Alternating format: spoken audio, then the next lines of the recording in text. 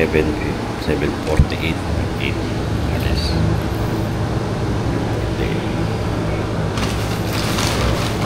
Papak lang ako sa motor.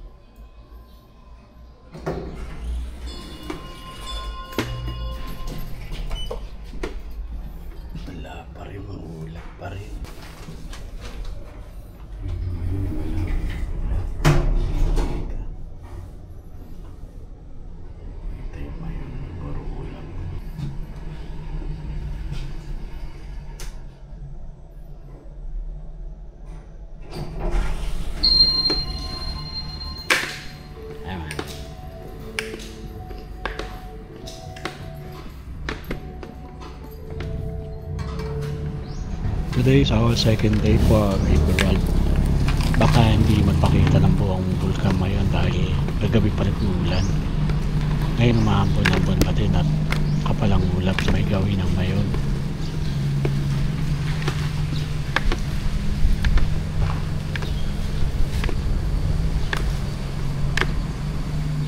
Si Jengwen? Ay, hindi pa bumaba? Di pa bumaba? Hindi. Nakasalubong ko kasi umakyat.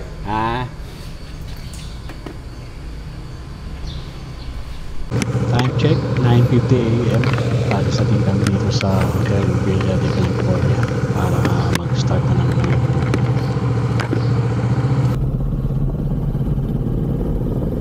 10:08 AM, on the way na tayo ngayon sa Mayon Skyline View Deck sa lugar ng Tabaco City, Albay.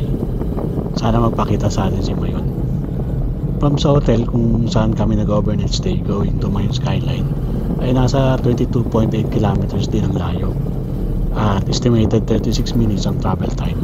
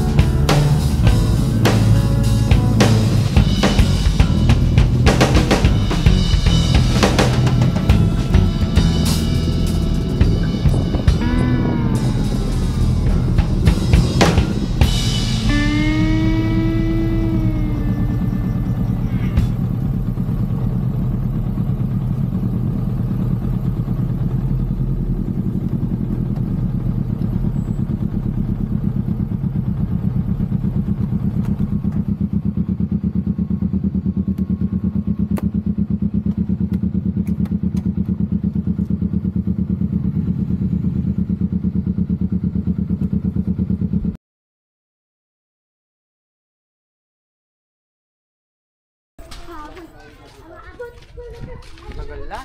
2020. Sir, okay na sir. Tingnan ko nga. Dito yan? Sir. Ayos ah. Doon sir, yung andun mag-sir yung isa mong kasama. Baka sir, makabili ka doon sir. Kitchen, panlagay sa susi, Ganon. sa bag, Meron. magnet, t-shirt. Bidyoan kita sir, papasok ka dyan sir. Ito, may video ko na. Ito, may video na. Bilib din ako dito kay Alea. Marunong i-market yung mga paninda dito sa souvenir store. May videographer na ako, pre. May videographer na ako. Asan? Ayan, oh.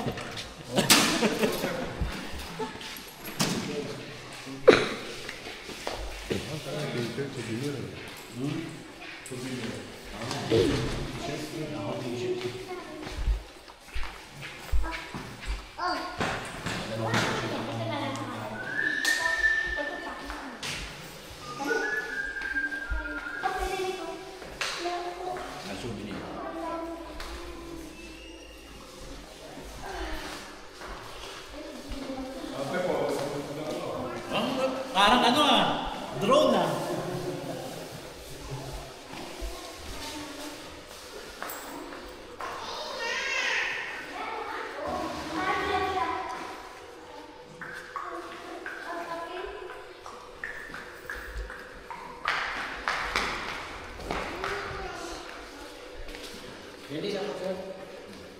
Meron kayong dry pit? Dry pit na...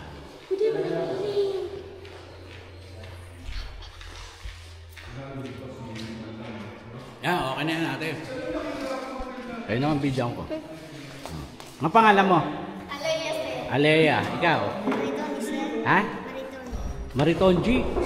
Maritoni sir. Maritoni? Oh, ikaw. Christy Balaji. Hey! Hey!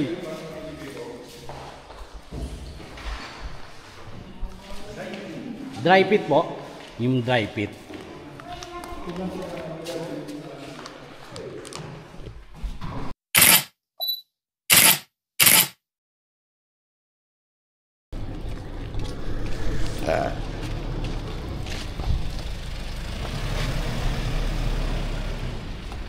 Okay, baka. Summer day. Punta na tayo sa ng skyline. Sabay skyline. Dito sa baba. Halika. Oh, video.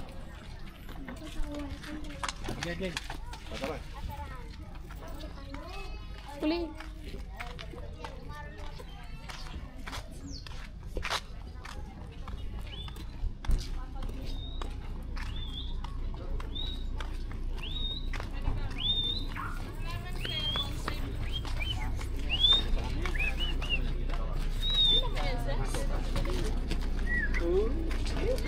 Hey!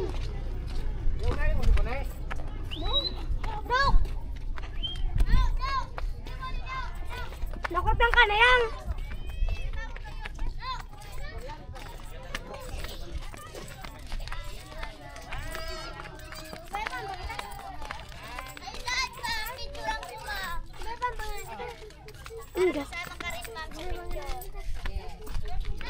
Naikot na ko niyan, dahil naman ang papasabihin. Dahil ako yung dito sa gamot. Ang bagay naman, promise o, promise. Bakit na kaya dito sa Gaspar kayo ngayon? Ito ang may Skyline Park sa Tabaco, Albay. Libre lang ang pagpasyal dito. Pero may nakita akong announcement na simula September 2, 2025 ay magkakaroon na ng entrance, parking at biking fees. Ang entrance fee ay 100 pesos para sa mga foreigner, 15 pesos para sa mga lokal, 10 pesos para sa mga estudyante. Ang parking fee naman ay nasa 20 to 150 pesos. Ang biking ay nasa 10 to 50 pesos. Commercial photography naman daw ay nasa 5,000. Ang paniningil ay ayon sa PAMB Resolution No. 04/2021 at NIPAS Act para sa proteksyon ng Mount Mayon Natural Park. Hindi kayo nag-start. Sa baba, sir. Dun, sir. Dun, sir, oh. Tara nila. Rayo, sir. Arayo? Dun, sir. Oh.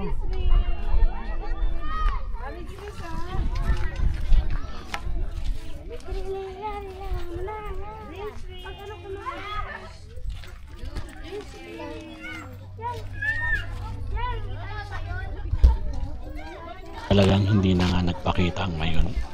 Natatakpan ng ulap. Pero kanina mas maaga daw ay lumitaw naman. Video ko sir lahat. Ano lang ka? O sige. Doon sir, picturean kita dun sir. Naman. Doon kita sir, picturean.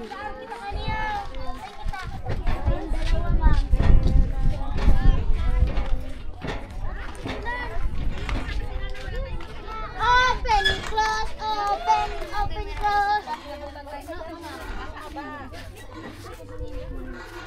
Open, close. Saan yung tabako? Ayan. Oo sir, sentro. Saan yung port? Port. Yung sakayan ng ano? Bark ng... Oh. Doon sir. Yung papuntang Catanduanes, di ba? Yung sir, bumaba na sir yung Mga bakal kang jersey, ma-charge ka. Jersey, Mayon Skyline. may yung skyline ng convention center.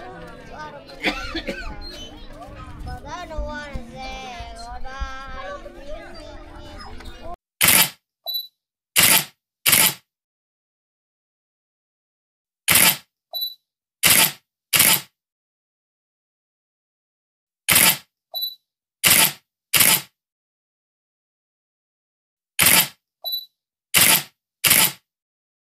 Daghan salamat sa amo na magagaling na photographer na si Alea at ang kanyang mga kasama. Siyempre naman binigyan din namin sila ng pangmerienda. 11:50 AM, pababa na kami from Mayon Skyline View Deck. Next destination namin is sa Quintinan Ranch sa may Kamalig, Albay. Nasa 55.8 kilometers din ang layo at 1 hour and 36 minutes sa travel time. Hanap na lang din kami ng pwedeng makainan kung saan may mga daanan. Hindi pa din naman kami nakakapag-breakfast.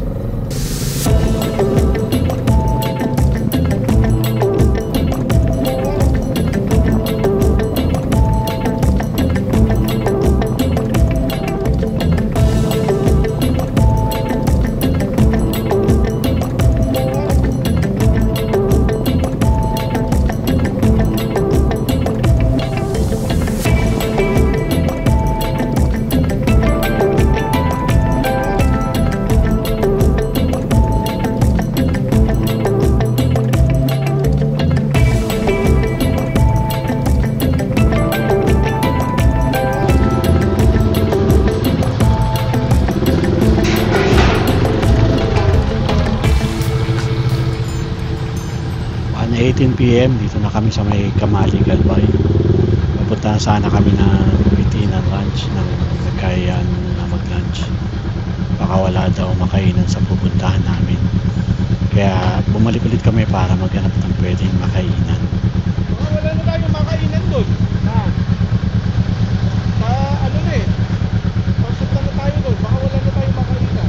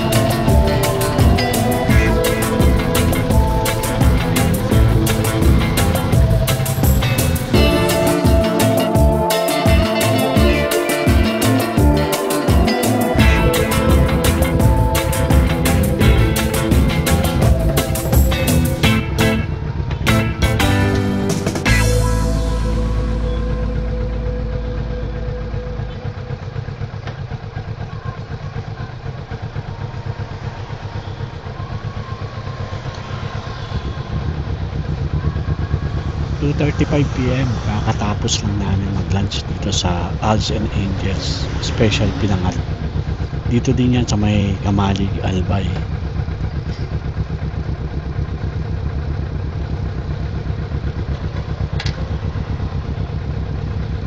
nagkaroon ng changes yung ruta namin dahil after lunch is gusto pala nila Jeng at Owen na dumaan sa Cagsawaruin Church. Hindi na ako sumama sa Cagsawa at nagtuloy na lang ako sa Quintina lunch dahil baka kulangin kami sa oras. At isa pa, balak ko din magpalipad ng drone sa Quintina lunch. Kaya napagkasunduan na doon sa Quintinan ko na lang sila aantayin. Thank you po.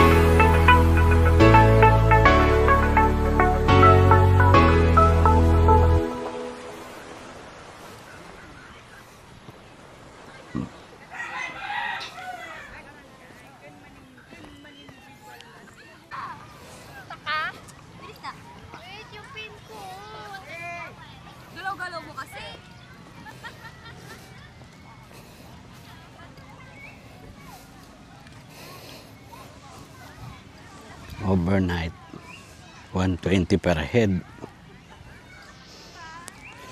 Tapos pipinch ka 200 plus parking. Pwede pets.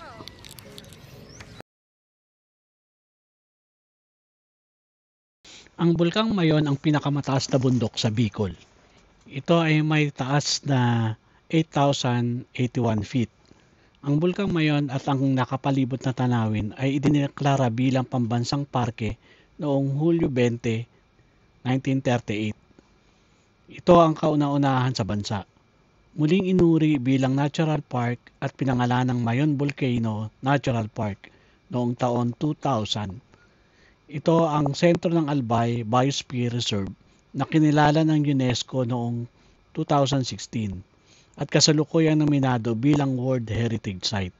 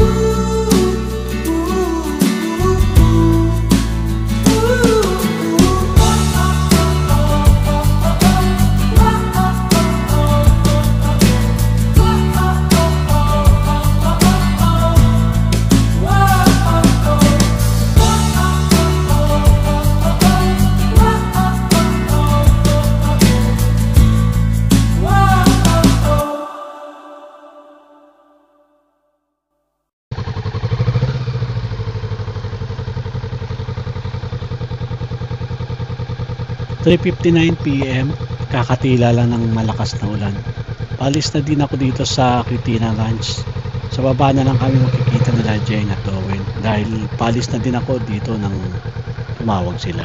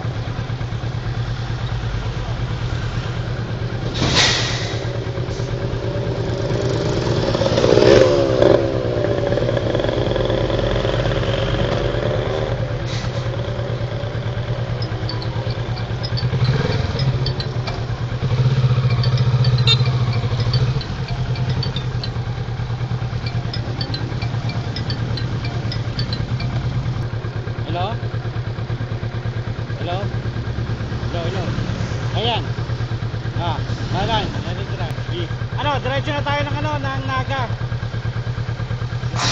Para hindi tayo aabot pre. Darating tayo doon sa susunod, alas 4 na eh. Tapos makalis tayo doon bago alas 5.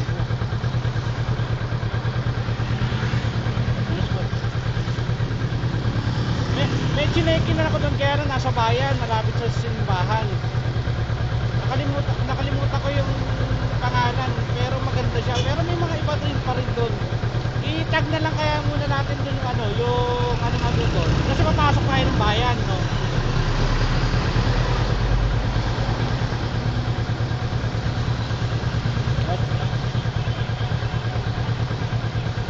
Sige. Sige. Sige. Ang nakatag sa akin, yung Hotel California pa rin eh. Sige, sulit na lang ako. Ha? Sige, pwede na. Sinil mo ba, Wen? Hindi, yung sa Sogo, yung map. Para palitan natin yung ano.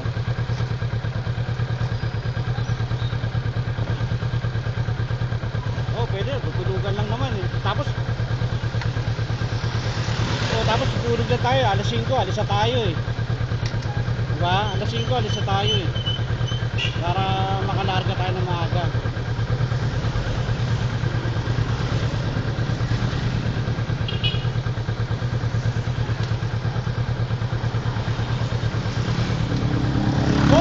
Pagka balik natin doon sa Hotel California, ano na eh. O doon tayo magano para totally naikot natin sa Hotel California tayo stop. Tayo saka tayo kumuha ng mapa, tsaka pwede pag ano. Tara. Sige. Kuha ko doon, tapos pa kami. Tapos kami isang ko eh. Kaano lang yata minayin. At 16 PM, dito na kami nabuta ng malakas na ulan. Hindi na din kami makapagpatakbo ng mabigas dahil madulas na ang kalsada. Hindi na din namin napuntahan yung mga lugar na dapat namin puntahan dahil sa lakas ng ulan. At sa malamang, hindi natin ipapakita ang punta ngayon. Kaya, nag-decide na lang kami na maghanap ng lugar na pwede magpagpalipasan ng gabi.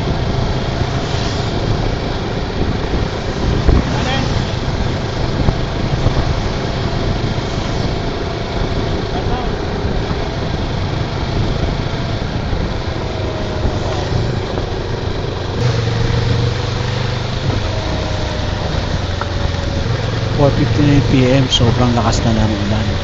Naiwalay na ako kina Jane at Chloe. Sobrang lakas ng ulan, dito muna kami sa isang gasolinahan para magpatira at napag-usapan na diretso na kami ng Nagasaki para doon na mag-overnight stay. Nauna sila Jane at Owen sa akin kaya pili ko sila nahabol. Yung pala, minto sila sa hotel na pinag-stayan namin sa Ligao City. Hindi ko sila nakita kaya nalampasan ko na pala sila.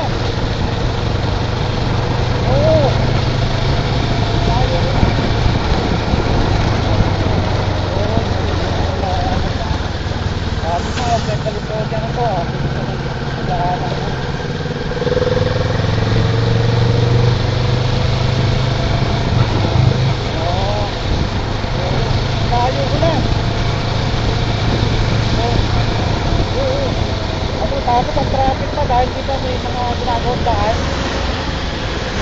Oo, nakakain na abot nga kayo. Kala ko nga, nauna na kayo eh. Naabot ko pa.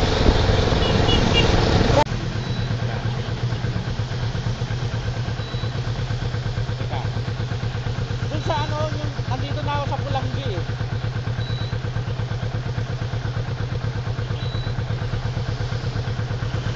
Hindi, akala ko kung kakayanin ka ko ng Naga.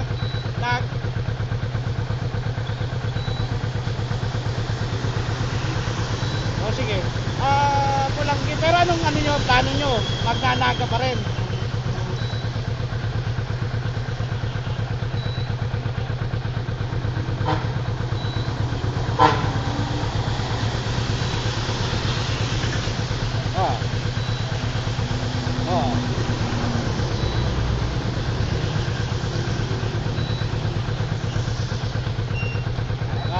Tapos ano, sa Naga tayo. Diretso tayo Naga. Hindi, di, ano, check na kayo kung saan pwede dito na, ano. Tapos, doon na lang tayo mag-meet.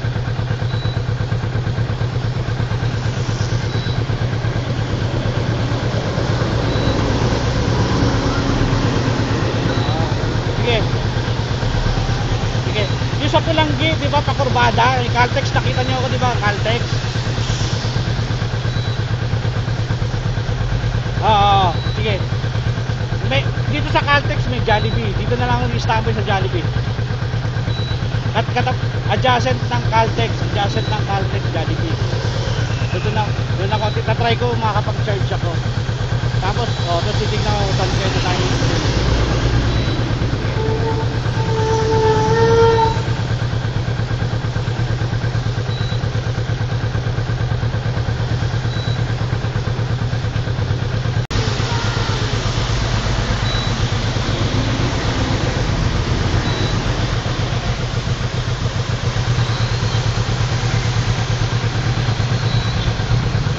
5:28 PM, dito ko na lang aantayin sila Jen at Owen sa may Jollibee, Pulangi. Dito na lang din kami maghahanap ng pwede namin pag-stayan overnight.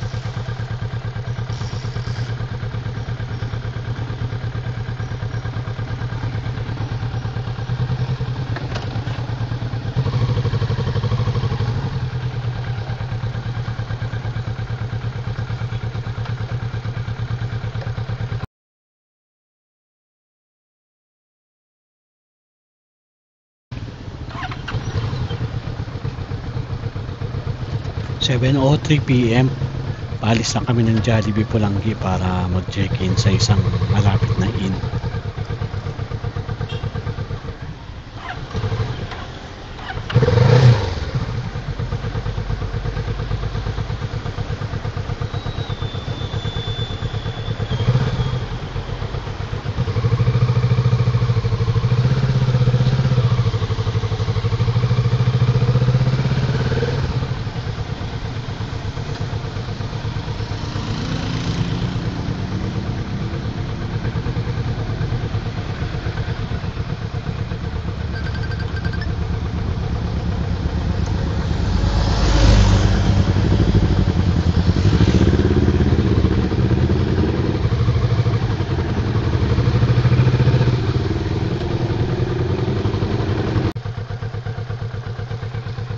(7:23 PM), dito na kami sa may 0729 Residence Inn para mag-check-in. Dito na kami magpapalipas ng gabi.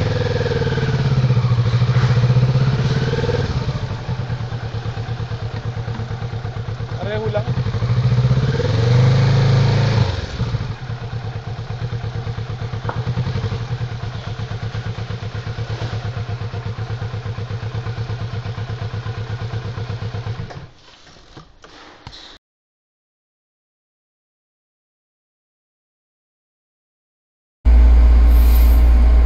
Hello, good evening. It's our second night here in Bicol.